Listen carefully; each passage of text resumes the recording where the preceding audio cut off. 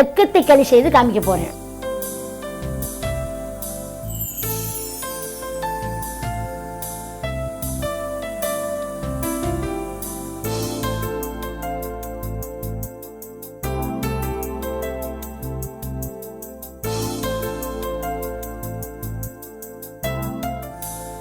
முதல்ல இந்த அரிசியை லேசாக பொன்னரமாக வறுக்கணும்.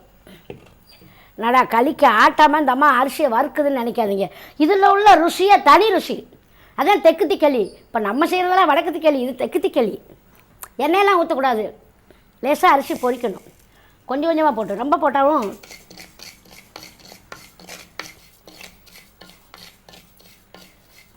அரிசி வறுத்துருச்சு.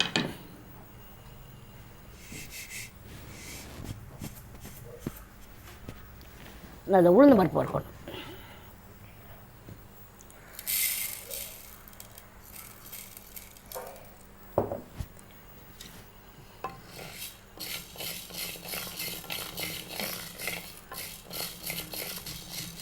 தீயை ரொம்ப மதன்னு எரிச்சோம்னு சொன்னால் ஒரு பக்கம் கறி போகும், ஒரு பக்கம் வறுக்காமல் இருக்கும். நம்ம லேசாக சிறுக தீ எரிச்சோம்னா அது எல்லா பக்கமும் செவக்க, நம்ம கிண்டுறதுல செவக்க கிண்டி வறுத்துடலாம். ரொம்ப ரொம்ப கம்மியாக இருக்குது அப்படின்னு சொல்லி நம்ம ரொம்ப தீ எரிச்சோம்னு சொன்னால் அது ஒரு பக்கம் கருகும், நம்ம கிண்டோம்னே ஒரு பக்கம் பிடிச்சி போகிற மாதிரி இருக்கும். அப்போ வறுவல் சரி இருக்காது. இப்போ நம்ம இலை வறுப்பாக வறுக்கணும் அப்படின்னு சொன்னால் தீயை குறைச்சிட்டே வைக்கணும். எவ்வளோ அரிசி போடுறோமோ அது தக்கன உளுந்து போடணும். அரைக்க அப்படி அரிசி போடுறோமா, அரைக்க அப்படி உளுந்து. இல்லை ஒரு வேளாக்கு சிறுசு அரை விஷம் முடியா அரைக்க விஷம் முடியா போடுறோமா அது தக்கன உளுந்து. சரி உளுந்து, சரி அரிசி, பச்சரிசி. இந்த களி நல்லா மெதுவாக இருக்கும். உளுந்து செவக்க வறுத்துச்சுன்னா வாசம் கம்மன்னு வாசம் வரும். உளுந்து பருப்பு வறுத்த உடனே போதும், செவக்க வறுத்துருச்சு இல்லைங்களா. இந்த வாடை அடிக்கும், இந்த சிவப்பு வந்துருச்சு. இப்போ ரெண்டையும் ஒன்றா போட்டுக்கணும். இப்போ நம்ம கருப்பட்டி பால் காய்ச்சணும்ல, அதுக்கு தண்ணியை காய்க்கிறோம்.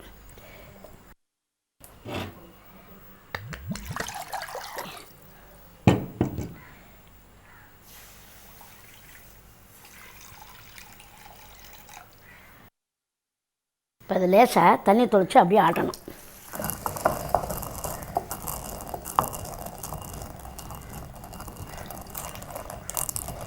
லேசாக கொஞ்சமாக உப்பு, இந்த அவ்வளோ உப்பு. ஏன்னா மண்டை வெல்லம்னா உப்பு போட தேவையில்லை, இது கருப்பட்டி, அதனால் உப்பு போடணும்.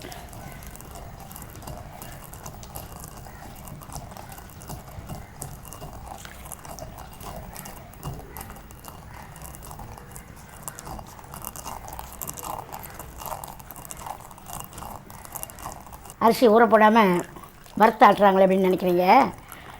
இதனுடைய வாசமே தனியாக இருக்கும்.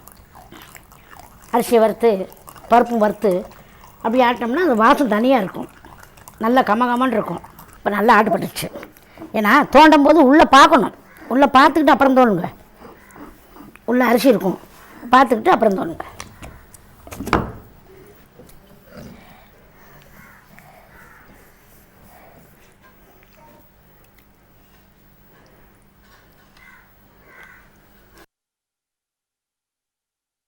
கருப்பட்டி தேவையான அளவு.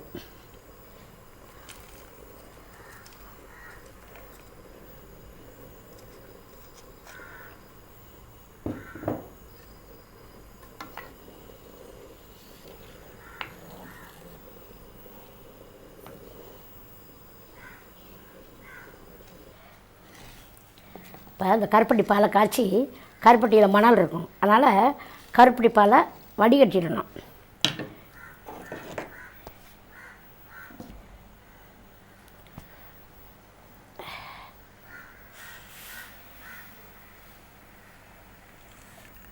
மணல் இருக்கும், எவ்வளோ மணல் இருக்குன்னு பாருங்கள்.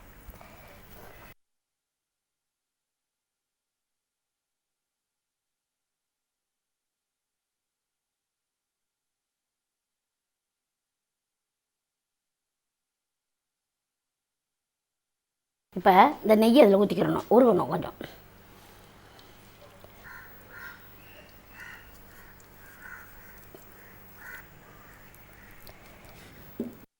இப்போ இந்த நெய் நல்லா உருகிருச்சு. இந்த மாவை வலித்து அதில் போடணும்.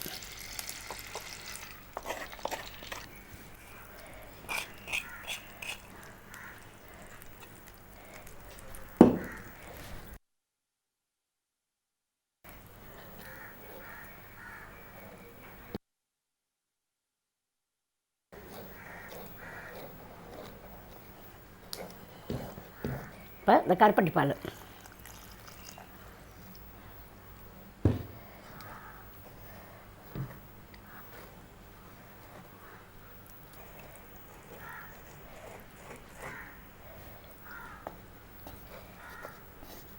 இந்த களியினுடைய ஒரு அமைப்பு, இதுக்கு பேர் என்ன தெரியுமா? தெற்கத்தி களி. அந்த காலத்தில் தினைமாவு கொடுத்து வள்ளி கந்தனவே அசத்தி விட்டாலாம். அந்த மாதிரி தினைமாவு கொடுத்து வள்ளி கந்தனை கவர்ந்தது போல் தெற்கத்தி களி கொடுத்து என்னையும் அசத்தி விட்டா. கள்ளி கொடுத்த களி தேனாட்டம் இனிக்குதடி, கள்ளி கொடுத்த களி தேனாட்டம் இனிக்குதடி, சொல்லாம உன் மனசு எனக்குத்தான் தெரியுதடி, சொல்லாம உன் மனசு எனக்குத்தான் தெரியுதடி. பார்த்துக்கடி உன் மனச மாலையோட நான் வாரேன், பார்த்துக்கடி உன் மனச மாலையோட நான் வாரேன். திரைமாவு கொடுத்து வள்ளி கந்தனை கவர்ந்தது போல் தெற்கத்தி களி கொடுத்து என்னையும் அசத்தி புட்டா, என்னையும் அசத்தி புட்டா, என்னையும் அசத்தி புட்டா. தின்ன தின்ன திகட்டாத களி தெற்கத்தி களி. ஆகா, இந்த களியை சாப்பிட்டுட்டு நாளைக்கு சொல்லுவீங்க, தினமாவை கொடுத்து வள்ளி அசத்தினாலா களியை கொடுத்து நான் அசத்தினானான்னு நாளைக்கு பார்ப்போம். எப்படின்னு பார்ப்போமா? இந்த வாரம் கிராமத்து விருந்தில் தெற்கத்தி களி செய்து காமிச்சிட்டேன். அடுத்த வாரம் கிராமத்து விருந்தில் இன்னொரு விருந்துதான்.